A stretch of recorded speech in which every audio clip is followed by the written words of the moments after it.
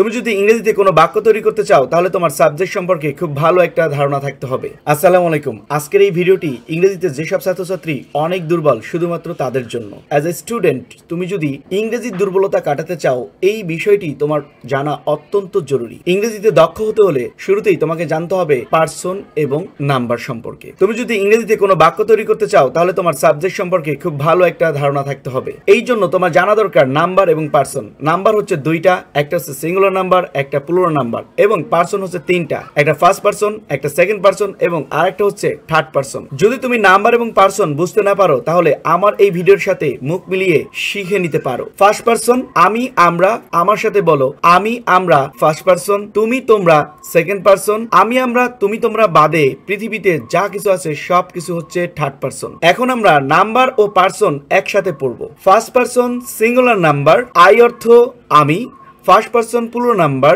We অর্থ আমরা, second person singular number you অর্থ তুমি এবং second person plural number you অর্থ তোমরা। Third person singular number he, she, it এবং কোন নামের একবচন অর্থাৎ যে কোনো একটি নাম, এবং থার্ড পার্সন প্লুরাল নাম্বার হলো দেম এবং কোন নামের বহুবচন অর্থাৎ একাধিক ব্যক্তি বা ব্যক্তির নাম। আশা করি বুঝতে পেরেছো। যদি তুমি এই ভিডিওর মাধ্যমে কিছু শিখতে পারো তাহলে দয়া করে সাথেই থাকো।